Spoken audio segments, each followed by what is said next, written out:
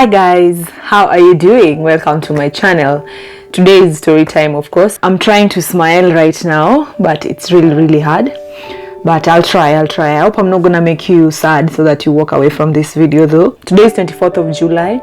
Something sad about this day is that I lost someone who was very special to me, and that's why I'm discussing it today. Hence the topic, gone too soon, because that's what I felt. I felt like it wasn't time for them to go. You know this thing when you lose someone who's very close to you and you always feel like it's so unfair, like God didn't prepare you and all that. That's what I felt. So that's why I'm gonna talk to you guys about it. And it took me so many years just to be able to tell the story and all that, but finally, let me just tell you guys right now. A few years back, I decided to leave home, and when I left home, I was living with my friend. So what happened is this: I was at home, but I felt, I'm sure you're wondering why, but yeah, when I was 19 years old, I decided to leave home and just go and start living on my own.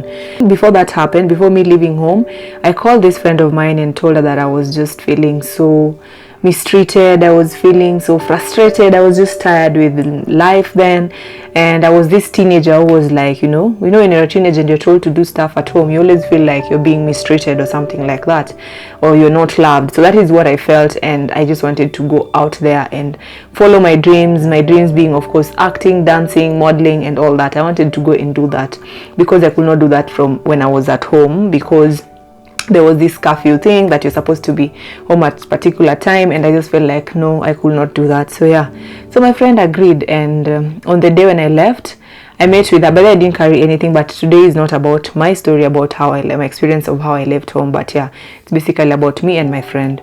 So I went and met her somewhere in CBD. That's Nairobi, of course, CBD. So when I met her, we went straight to the Kenya National Theatre, where she was doing some rehearsals with some other actresses and actors. And then after the rehearsals ended, I think at around 8 p.m, we went to some club. By then, there was a club called Ibiza and Seasons. For those who know Ibiza, for those who are, my age, my generation, know where Ibiza used to be, and they used to do salsas, by the way, on Wednesdays.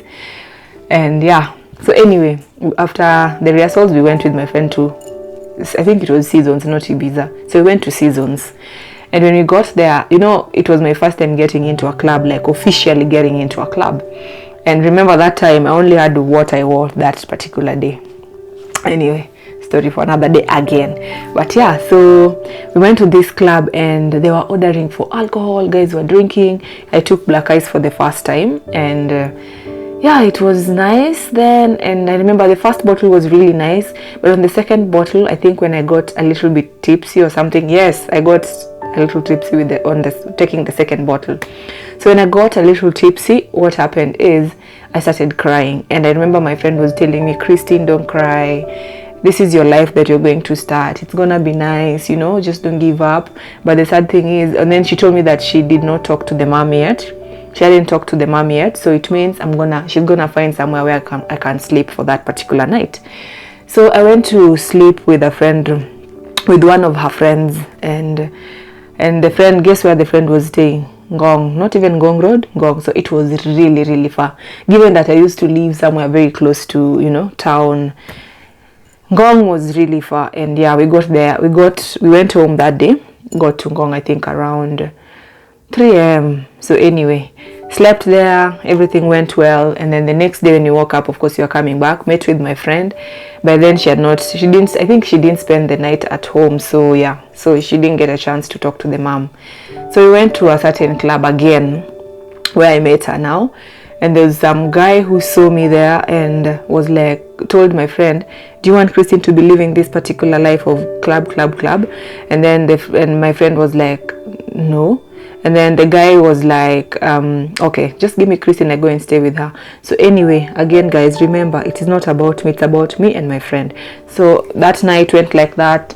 So finally, I got to meet my friend's family. Yes, now finally, after she spoke to the mom. So when I got to their house, everyone was just welcoming, and there was love in this house. There was peace in this house. I could do what I wanted to do with my life. They supported the talent, they supported everything, and they were all that my family wasn't at that particular time. And my family, anyone from my family watching this, I'm sure you understand. Yeah, so they gave me that. They gave me the love that I was looking for. I felt like they really cared for me, you know, like all these strangers. And I remember my friend was the only girl in their family, so when I joined, there was like this second, you know, the second born that just came in. So it really, I was happy to join them. And then one of the family members liked me or something like that, like one of the, you know, we just clicked somehow, and now we decided to go and stay with her and my friend. So we left the place where we were, and then we moved to another estate, which was not far from where the mom was. But yeah, so we started living in this particular estate. Now that was like the same day actually. I don't think I spent at the mom's place that particular night. So we just went with the wife to one of the brothers. So yeah, we stayed there, and my friend was also there. So we used to go for all our activities. Like I remember by then I'd started going to college. You know, living home, but started going to college somewhere in town. So I remember, of course, when you leave home, meaning there's no transportation, you're not gonna have transportation to go to school. So that was out. Of course, I left with the little money that I had, but I gave that to my friend. I think we even drank all of it that first night. But yeah, so I used to go to school still. So my friend used to look for money for me. Like she was my mom, she was my dad, she was my sister, she was my friend. She was just a lot to me. She used to try her best to just find money for me to go to school. Even if she didn't have, she could miss her classes, but she could give me money to go and attend my classes, and then later figure out how she could get to school. I remember there are days you could leave home, go for our classes in town, and without having transportation back home. But my friend used to tell me to just, after classes, I could just go and join her like in their school, and then of course we'll figure out how we'll get home from there. So we never lacked. Like she made sure that there was something for me, that there was transportation to go home, and there was lunch for me. And I think my friend being there for me made me appreciate having friends in my life. And for those who are my friends, by the way, I usually just, I don't know, somehow just by default, I just cherish my friends so much, and I feel like my friend was there for me at that particular time. And sometimes if you ask me between family and friends, who do I, you know, as much as family are there to stay, your friends, some of them are also there to stay. Like there are people who just show you how to be loved, and you know, care for you unconditionally without blood relation and all that. I kept on staying at their place. We used to party together. My friend was one person who could not like miss any party. If you invite her, she will definitely come. She used to live like there's no tomorrow. If any calls come even at midnight, trust me, she could leave the house and just go to whichever place the person said that there's a party or something like that. Like she could do anything just to have fun, and I'm glad she lived like that. So she was like a big sister to me. And then when I used to go to their school, she could tell people that meet my sister, you know. But there was a different, like our color, we were very different in color. Like I'm a bit light skinned, she was very dark, and guys were like, no, she can't be your sister. But she used to tell people, this is my sister, and please treat her with respect, and please don't, you know, warning this guy is not to, you know, how can I say, katia me, not to approach me and start seducing me and all that. She was just that big sister that I had at that particular time. So towards the last days, I remember she was just so much in love, and she became such a different person. We used to go buy heels together. She was so much of a tomboy, and she used to love, like, you know, old school, like maybe wear a red t-shirt with red old school, white t-shirt with white old. She was that person, you know, that party pooper, you know. And she, remember towards the last day, her last days, she started wearing heels. She started doing her hair, like braiding, all this cornrows and all. She just started, because she became someone totally different, and she was just, you know, enjoying every single bit of it. I remember the time we went to look for a church, me and her. I was looking for a church where I could do dancing and all that, and we found one. And yeah, so we started going to that church, and then I don't know what happened, because she stopped coming to the church at some point. But yeah, so I remember I used to act with my friend in their school, though I wasn't going to that school. But yeah, I don't know what she did, but somehow I was able to be part of the drama team in that particular school. So we used to go for all the plays, all the dancing, all the drama festivals, and we did that the first year with her. And even after, I kept on going for the same thing. And of course, because she introduced me to so many other people, so we became friends with them as well. So I remember towards the last days, her last days, she became someone who was totally different. She used to wear makeup. She started wearing dresses. She was this tomboy who could just match, shoes. Like if it was red old school with red t-shirt, or red white old school with white t-shirt, she was that kind of tomboy with a backpack. So she started carrying handbags, and I remember she was so much in love with some guy, some friend of ours, and yeah, so she started carrying handbags. She started braiding her hair. I remember she used to like shave her hair. I was about to say save, oh god. Oh, anyway, at least I could now afford a smile. But yeah, so I remember she used to just, she started carrying handbag. She started like plaiting her hair. She could do cornrows and all that. She did all that, by the way, towards the last days. And I remember when we went, the other time we also went looking for a church, me and her. We found one and we started going. I don't know what happened. Like, I think she went there like thrice or something like that. But yeah, it was really, really nice during that particular time. So on the 6th month, my friend's brother came home, and the wife had complained that we usually throw parties in that house and we're making noise for the baby and something like that. So they say that they can't stay with us there anymore. So they told us to leave the place and go to the mom's house, because she needed the wife to have some space and all that. So yeah, so of course I had to pack my stuff. By then I'd collected my stuff from our home, like my house, my place. So I had my clothes with me. It was the 6th month, by the way. So I had my clothes with me. So by that time I felt like my life was crashing again, because there was no other place I was going to. Like, where were we going? I mean, I thought that was my home. So yeah, so I told my friend that I'm giving up, and I was willing to go and do some stupid things somewhere in Mombasa. And I don't know why I was thinking like that though. But yeah, so my friend was like, Christine, I'm the one who brought you to this side. There's no way you're going to go to, I don't know, God knows where, to do whatever you're going to do. I will carry your clothes and you're going to my mom's house. So after she told me that, I was like, okay, fine. So let's go to your mom's then. And I remember we walked from that estate to the other estate like that night. It was like a 30 minutes or 40 minutes walk, according to me. But yeah, but we walked and she carried everything, she was just there telling me, you know what, you can't just give up like that. So let's go. So yeah, when we got to the mom's house, mom was very happy to receive us. She didn't even ask questions why we are there with our bag at night. And she was like, you guys are home, So, I mean, we were just so one happy family. And I remember that night, when we went to her room, before sleeping, we were like, now we are looking at my clothes and looking at her clothes. So she was like, Christine, what are you giving me? Because the next day, of course, I had other plans, like to go and live elsewhere. But yeah, she was like, so Christine, what are you going to give me to remember you with? So I gave her, there's a favorite jeans of mine that she really liked, so I had to give her that. And then she gave me some stuff. I have them here, I still have them here.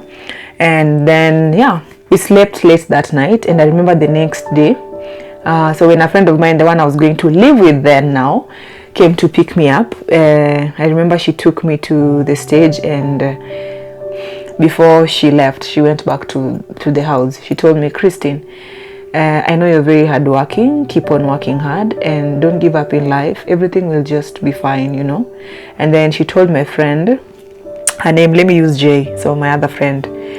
So she told Jay that I'm leaving Christine in your hands, and make sure that she eats, make sure that she goes to school, make sure that everything goes well with her, Jay was like, yeah, I have heard you.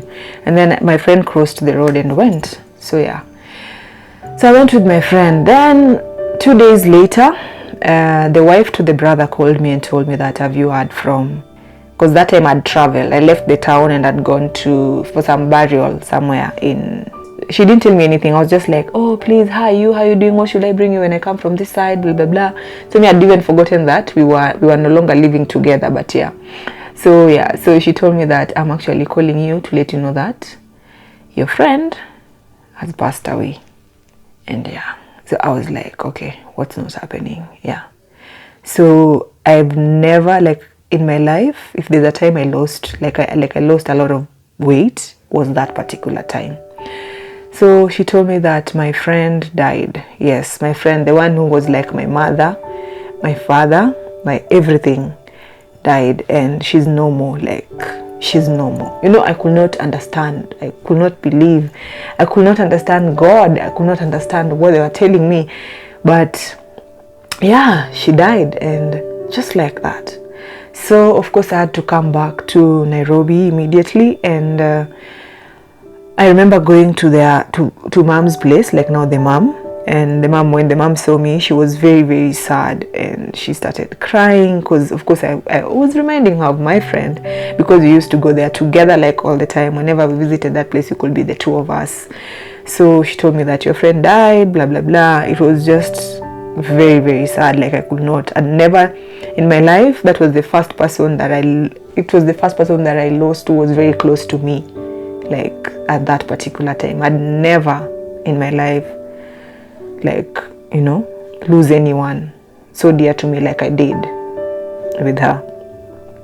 So yeah, so it was just mourning, and it was sad. Our friends were there. You know, what usually happens is that when someone dies, there are people are surrounding you, and you can't, you know, it doesn't hit you that much. Of course, that particular, because at no point did we hang out without her in the mix. Anytime I was with this particular group of friends, she was always there. That was the first time we hung out with that particular group of friends, when she wasn't there, and it was sad. So of course it was like she was away, she was just coming back. Until the day when the mom told me we go somewhere to buy something. So when we got there, the mom told me that we're going to that place to buy a dress, like her dress for burial. And she told me that she carried me because me and her, we were very close, and I knew, and I could tell like her size, and you know, fit something that I know could fit her. So that's when it did hit me that for real, my friend had gone, and she was no more. Of course, we went for burial. It was so sad, blah blah blah. But yeah, I came back, life had to go on. And one thing I learned from this experience, and that is that life is very short. You need to live like there's no tomorrow, for real. And I think that is something that I've been doing since my friend passed away. If I want to do something, I'll go and do it. There's no need for procrastination. If you feel like whatever you're doing is not making you happy, just drop it. If you feel like someone you're dating is not making you happy, just let them go and move on to someone who's gonna make you happy. We only have one shot at life, so please guys, live your life to the fullest, because you never know when you're leaving anyway. And I remember watching this movie called, is it Listen to Your Heart? Yeah, there's a movie I watched called Listen to Your Heart. I think I'll leave a link on my description box so that you guys can watch it. But it was really, really amazing. And I remember that day I cried after watching that movie, because it just reminded me so much of my friend who died the same day as today, 24th of July, a few years back. So guys, make sure you watch Listen to Your Heart. And I even wrote an article about it, which I'll also leave on my description box, by the way. Yeah, so my friend went like that, and of course I thank her for all that she did to me, and everyone that she introduced me to, I thank her for that. And there are days that I just sit in my house and ask myself, what if she was alive? Would she be proud of me and where I am? What if, you know, what if? Yeah. So that's it for today, guys. I've tried to make this 6-month story fit into, you know, the few minutes that I'm sharing with you. And of course I had to jump someplace. I could not go into details and all that, but I'm sure you'll be able to hear more about my escape from home. Yes, actually I call it my life as a shilling. Yeah, you'll get to hear more about this story, more of these stories during story times. And yeah, thank you so much for watching, guys. If you like this particular video, thumbs up, and if you haven't subscribed to my channel, kindly press the red button. I'll really appreciate. For those who subscribe, guys, thank you so much. At least I'm growing every single day, and I really do appreciate. And until next time, guys,